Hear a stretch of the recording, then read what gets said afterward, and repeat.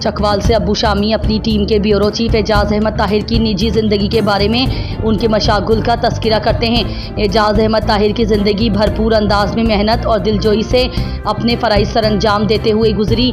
बच्चों की परवरिश हो या उनकी शादियाँ, एजाज अहमद ताहिर ने अपनी अहलिया मोहतरमा के हुक्मरान अपने फ़राइज़ को बखूबी निभाया।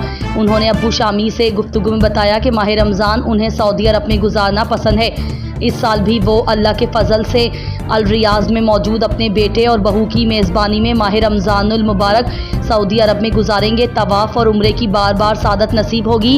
उन्होंने बताया कि मुझे बागबानी का शौक़ शुरू से रहा और अब भी घर में इसी तरह के मशागुल में खुश रहता हूँ।